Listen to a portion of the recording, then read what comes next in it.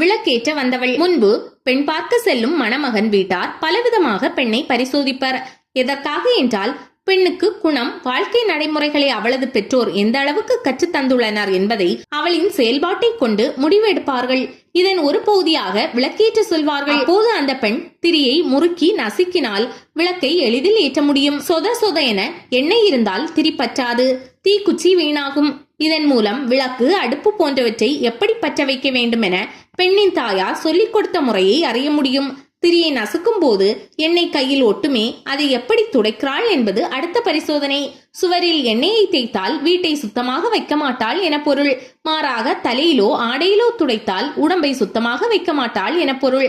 அம்மாவையோ அல்லது அருகில் நிற்பவரையோ உதவிக்காக அழைத்தால் பிறரின் உதவியை எதிர்பார்ப்பாள் என கருதுவர். சரி, எண்ணெயை எப்படிதான் துடைப்பாள்? எண்ணெயை விளக்கின் பக்கவாட்டு விளிம்பில் தேய்த்தால் போதும். அந்த பெண்ணை புத்திசாலி, எதையும் சுத்தமாக வைப்பாள் என முடிவு செய்வர். சிறு வயது முதலே நற்பண்புகளை பழக வேண்டும், வாழ்விற்கான அடிப்படை விஷயங்களை அறிந்திருக்க வேண்டும் என்பது இதன் நோக்கம்.